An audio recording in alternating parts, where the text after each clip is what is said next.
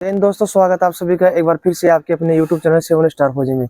तो भाई आज की वीडियो में हम बात करेंगे जो SSGD 2025 वाले बंदे हैं उनके बारे में। ठीक है, देखो 4 फरवरी से आपकी एग्जाम स्टार्ट है और 2025 वालों के लिए सर हमने बहुत ही कम वीडियो बनाए हैं। 2024 वालों के लिए तो हर मोड पे हमने एक नया वीडियो लाया है। तो दोनों चीजें एक साथ हो गई ना, उनका रिजल्ट भी आ गया, इधर ये शेड्यूल आ गया। इनके बारे में थोड़ा ये बताते हैं कि जैसे इनका लास्ट है ना, अभी लगभग 24-25 दिन बचे हैं एग्जाम के। ठीक है, तो 25 दिन में इनको क्या करना चाहिए। मोस्टली जो इनको जो पढ़ना था वो तो इन्होंने पढ़ ही लिया है, तो इनके बारे में ये बताते हैं कि मोस्टली इनको ये चीजें करनी चाहिए, ये चीजें नहीं करनी चाहिए, तो उसके बारे में बात करेंगे।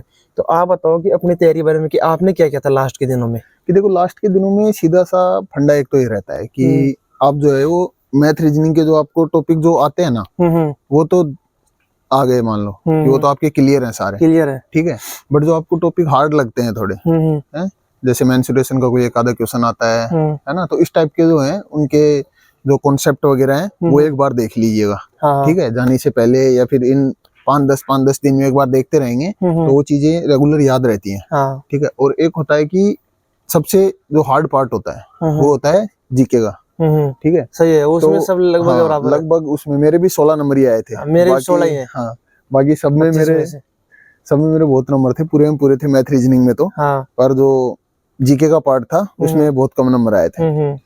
ठीक है, तो उसमें सबसे ज्यादा देखने वाली बात यही होती है कि आप जीके का जो है वो आपको जो हार्ड टॉपिक लगते हैं, जो कि आपको मतलब ये रहता है कि ये आने के चांस ज्यादा हैं, तो उन टॉपिक पे ज्यादा कंसंट्रेट किया जाए बजाय उनके कि आपको जो आता है उनको बार बार पढ़ने से। क्योंकि जो आपको आता है ना वो ऑब्जेक्टिव टाइप क्वेश्चन आते हैं। ठीक है, तो जो आपके दिमाग में एक बार बैठ गया ना वो तो आपको आ ही जाएगा। ठीक है, और जो आपके दिमाग में नहीं है, आपको उनका कॉन्सेप्ट क्लियर नहीं है, उन क्वेश्चंस को आप बार बार देखो। ठीक है, ताकि वो क्लियर हो जाए। एक ये बताओ सर कि मतलब बहुत लोगों की ये मानना है, जैसे मान लो आपकी एग्जाम है 4 फरवरी को, तो आपको 2 फरवरी से आपको पढ़ना बंद कर देना चाहिए, या सेंटर के बाहर आपको बुक या कुछ लेके नहीं जाना चाहिए, तो उसके बारे में क्या कहते हो आप। वो देखो, वो डिपेंड करता है आपकी तैयारी पे। अच्छा, अगर आपकी तैयारी अच्छी रहती है ना तो फिर आप चाहे कितना ही पढ़ लो, 2 दिन पहले भी अगर छोड़ दोगे ना पढ़ाई तो वो आपका माइंड रिफ्रेश हो जाता है और आप अच्छे से पेपर दे पाओगे। ठीक है, और अगर आपकी तैयारी अच्छी नहीं है तो आप चाहे 2 दिन पहले छोड़ दो, चाहे आप उसी दिन लेके बैठे रहो। ठीक है, कई लोगों का होता है ना, देखिए ज्यादा होता है उस टाइम पे करंट अफेयर्स का, कि लोग जो है वो करंट अफेयर्स की साथ ही लेके घूमते रहते हैं जब जाते हैं एग्जाम सेंटर। कई बार ये भी तो होता है ना कि जैसे मान लो जो क्वेश्चन आपने देखा शायद वही कई बार आ जाता है, वो 99% आता है, क्योंकि मेरे साथ हुआ है ऐसा। हाँ, ये जीके के मेरे 4 क्वेश्चन ठीक हुए थे। जो क्वेश्चन आप देख के जाते हो ना जस्ट एग्जाम से आधा घंटा 1 घंटा पहले, वो क्वेश्चन आता है 101% आता है। हाँ। अभी जब मैं कोर्स में गया था वहाँ पे भी यही हुआ था, एग्जाम से जस्ट पहले हमने जो देखा वही आ गया क्वेश्चन आ गए। तो ये चीजें होती हैं, बट देखो कईयों का माइंडसेट अलग होता है, कईयों का किस तरह से होता है, कई का किस तरह से होता है। तो बट देखो मैं तो ये कहूंगा जैसा आपका मन करे ना वैसा करो। अगर दूसरों की नहीं सुनो, खुद की दिल की सुनो। जो आपको अगर लगता है ना कि मेरे को ठीक रहेगा ये लास्ट टाइम तक पढ़ूंगा, है ना, तो आप पढ़ो, कोई नहीं, खुद की सेटिस्फेक्शन के लिए कोई दिक्कत नहीं है। आपको लगता है 2 दिन पहले छोड़ दूं तो 2 दिन पहले छोड़ दो, कोई नहीं, वो आपके माइंड सेट पे डिपेंड करता है कि आप क्या सोचते हो। इससे आपका माइंड रिफ्रेश रहेगा। आप जो सोचते हो वो करोगे तो आपका माइंड अच्छा रहेगा। और अगर हमारी सुन के आप करोगे कि भाई देखो 2 दिन पहले छोड़ दो या फिर लास्ट टाइम तक पढ़ो, तो फिर ऐसे रहेगा यार मैं तो ये सोच रहा था ये करता तो और अच्छा होता। हाँ, बट आपको जो अच्छा लगता है वो करो आप अपना। तो ये बताओ कि जैसे मान लो हिंदी है, तो हिंदी में लगभग के मतलब 20 से ऊपर तो 90% के होते हैं, लेकिन 25 में से 25 बहुत कम के होते हैं हिंदी में। ठीक है, तो ये बताओ कि हिंदी में भी लास्ट टाइम में क्या तैयारी करनी चाहिए।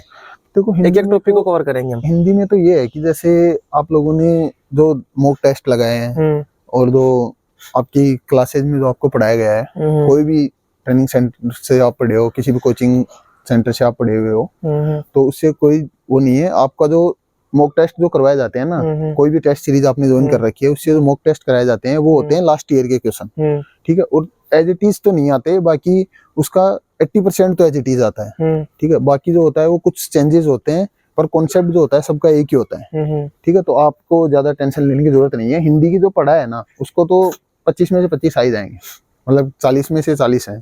मैथ का आपने बता दिया, रीजनिंग का क्या करना चाहिए लास्ट टाइम में। रीजनिंग का तो देखो, रीजनिंग में तो इसमें कोई हार्ड टॉपिक है भी नहीं, नॉर्मल आती है, कॉन्सेप्ट बेस्ड कोई टॉपिक है नहीं। और जो इजी टॉपिक है तो आप ज्यादा स्ट्रेस मत लो रीजनिंग का। तो मैं तो ये बोलूंगा कि आप ज्यादा स्ट्रेस अगर लेना ही है ना तो जीके का लो इस टाइम पे। लास्ट टाइम पे आप जीके का लो, क्योंकि आपने मैथ रीजनिंग इतने दिन पढ़ी है ना, तो आप पूरी मैथ रीजनिंग को अब अगर पढ़ने बैठते हो ना, तो 2 घंटे में मैथ, 2 घंटे में रीजनिंग इजीली पढ़ सकते हो। कि उसका ऊपर ऊपर से देख लिया कि क्या कैसे क्या काम कर रहा है, ठीक है, माइंड में है या वो चीज नहीं है, जो चीज नहीं है उसको अलग एक पेज में उतार लो, ठीक है, फिर उसको बार बार देखते जाओ यार ये चीज मिसिंग हो गई थी। जो मतलब जो मैथ्स के स्टूडेंट है ना 12th तक, वो तो इजीली कर लेते हैं, मैथ्स रीजनिंग बहुत बढ़िया होती है इनकी, तो जैसे मेरी खुद की बता रहा हूँ, लेकिन जीके में उनको प्रॉब्लम आती है, ठीक है। और जो बंदे मतलब आर्ट्स या कॉमर्स के होते हैं ना, उनको सबसे हार्ड लगती है मैथ, रीजनिंग भी वो कर लेते हैं लेकिन मैथ उनको सबसे हार्ड लगती है। देखो जो एक बार कोचिंग ले लिया ना, मतलब SSGD की मैथ की बात कर रहा हूँ, ठीक है, जो एक बार कोचिंग ले लेता है ना मैथ की रीजनिंग की, ठीक है, तो उसको चाहे वो आर्ट्स का हो चाहे साइंस मैथ का हो, है ना, उसको इस मैथ में कोई प्रॉब्लम नहीं आती है। हाँ, ये नॉर्मल मैथ होती है वैसे। क्योंकि मैं खुद आर्ट्स बैकग्राउंड से हूँ और सर जो है वो मैथ से है ना, बट हमारे नंबर बराबर थे दोनों की, 25 में से 25 नंबर थे उस टाइम पे, मतलब 100 नंबर का जो पेपर होता था उसमें 25 में से 25 थे, तो उसमें कोई इश्यू नहीं है।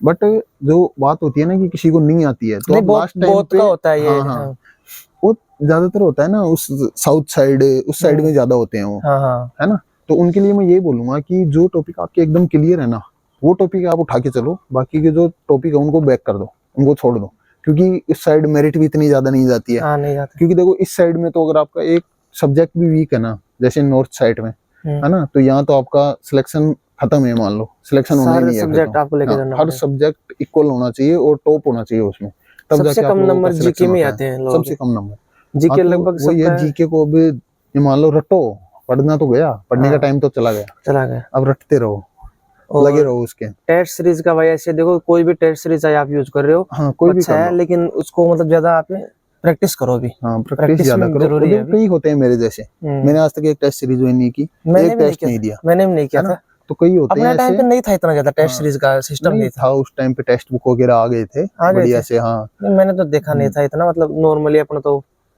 तो उस टाइम पे क्या था ना कि देखो किसी का मन नहीं करता है टेस्ट देने का, कि मैं टेस्ट दूं, तो यार वो डिमोटिवेट हो जाता है आदमी कि मेरा अगर नंबर कम आ गए तो मेरा दिमाग खराब हो जाता है, ये हो जाता है, वो हो जाता है।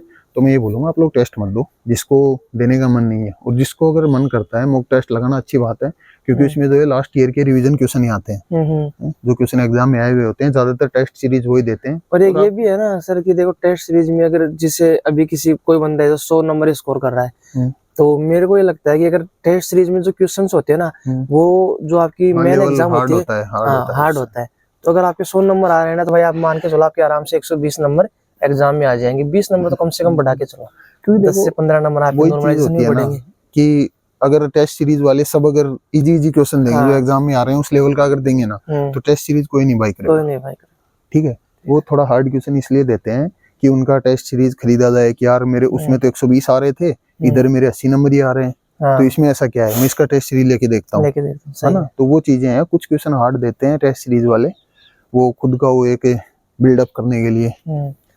तो भाई अब अगर 2025 वाला की अगर अब भी कोई डाउट है, कोई भी है, कैसा भी मतलब किसी भी टॉपिक के बारे में, तो बता देना, कमेंट बॉक्स में कमेंट कर देना, हम जो हमें पता होगा वो खुद बताएंगे, और जिसका मान लो हमें कुछ नहीं पता या कुछ और कोई चीज आपको ऐसी नहीं है जो सबको हर चीज नहीं आती ना, तो सर से या किसी से पूछ के जो भी बात होगी हम आपको पूरा रिप्लाई देने की कोशिश करेंगे, आपकी हर संभव मदद करेंगे, ठीक है भाई।